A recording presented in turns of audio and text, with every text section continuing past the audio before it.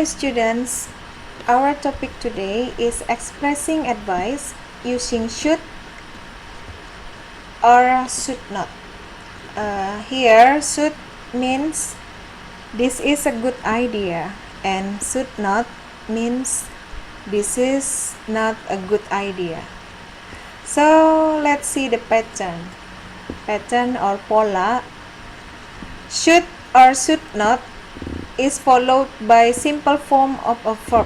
Jadi kata should atau should not dalam kalimat itu diikuti oleh bentuk simpel dari kata kerja atau kata kerja dasar. Jadi memang benar-benar basic verb. Tidak ada kata to pada kata kerja tersebut, tidak ada akhiran i, tidak ada akhiran s atau is, tidak ada akhiran ed yang menyatakan kalau kata kerja itu bentuk past atau lampau. Nah, let's see the example. My clothes are dirty.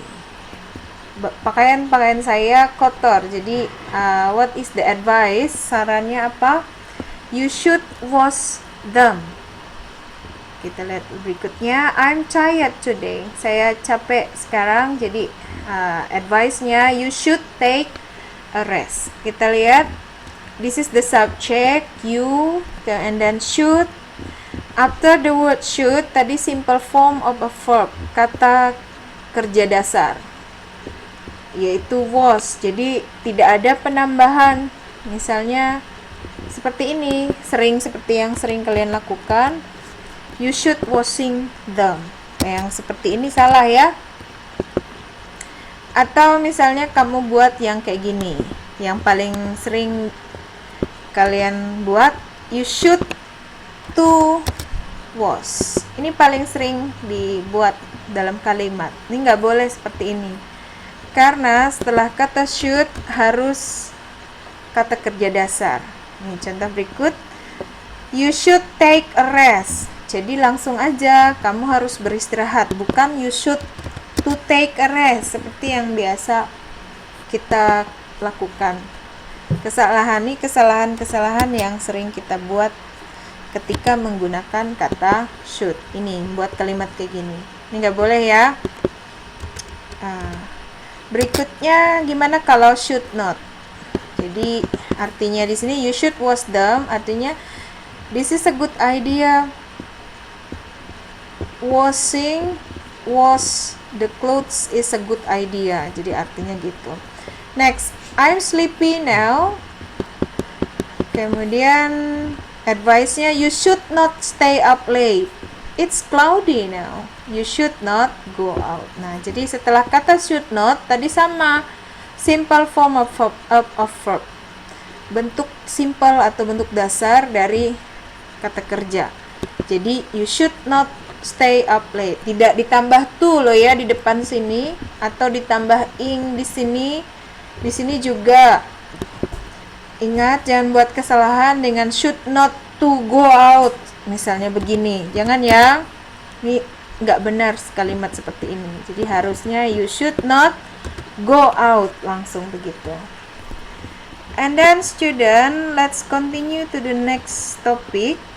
Ini topik expressing necessity, must not, have to, and don't have to. Jadi kalau must nih versi positif, and then must not-nya negatif, kemudian have to positif, dan must not don't have to-nya negatif. Jadi mengungkapkan keharusan gitu ya.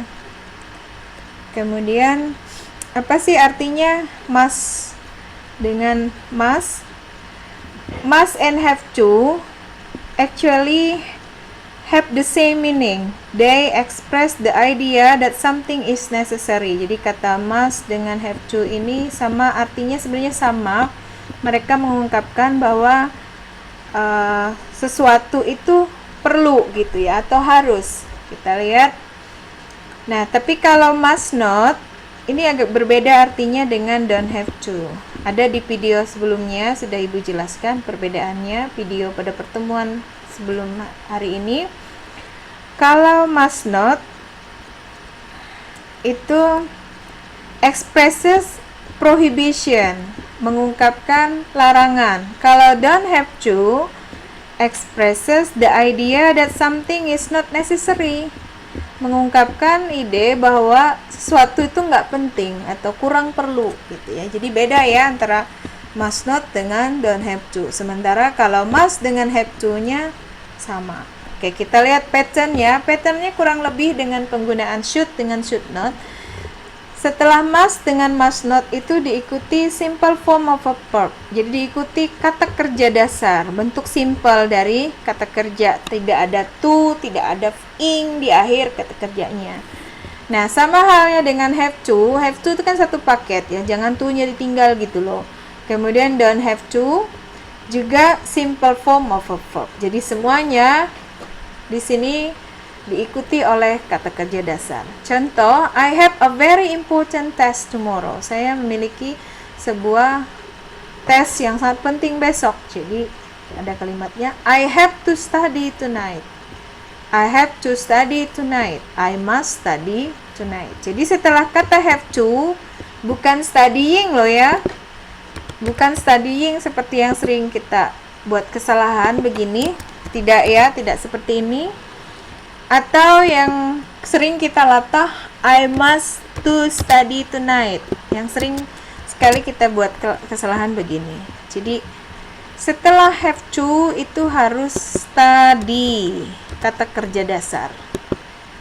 Setelah must juga harus kata kerja dasar. Oke? Do you get it, students?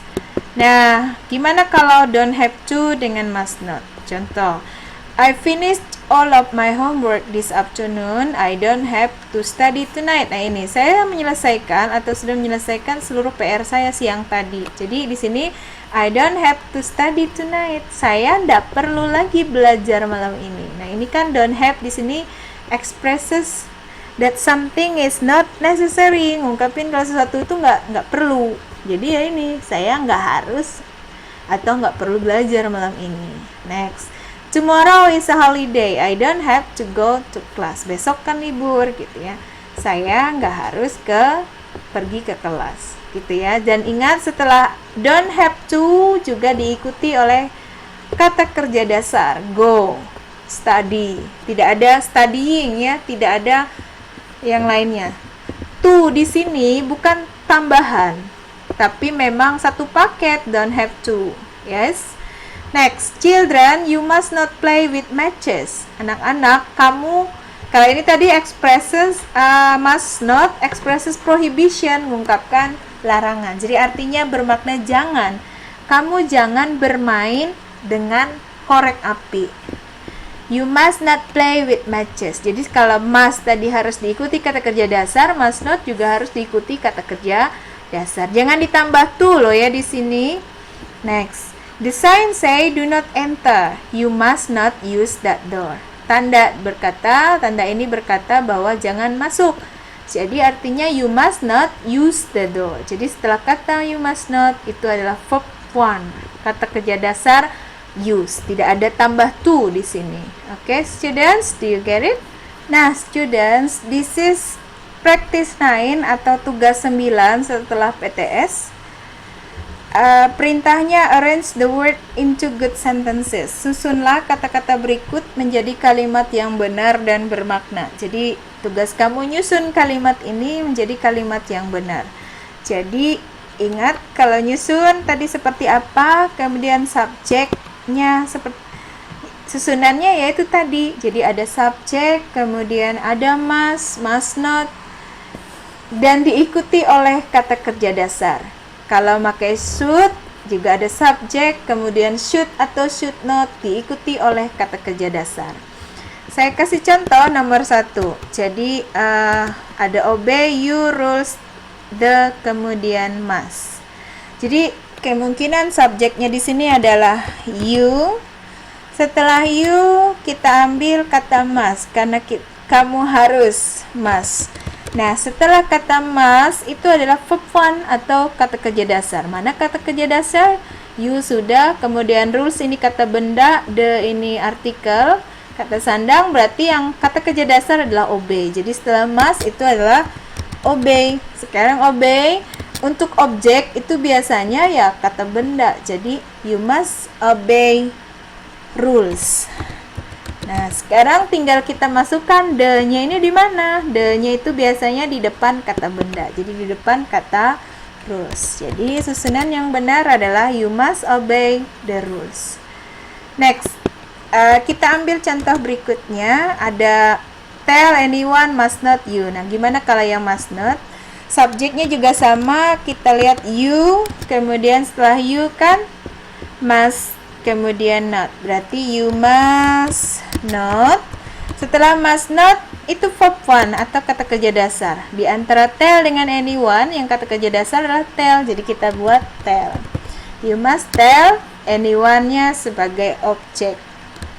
Artinya kamu jangan memberitahukan siapapun. Gitu ya artinya. Kemudian kalau yang ini you must obey the rules, kamu harus mematuhi peraturan. Oke, begitu cara ngerjakan practice 9. Enjoy your class. Thank you students for watching. Goodbye.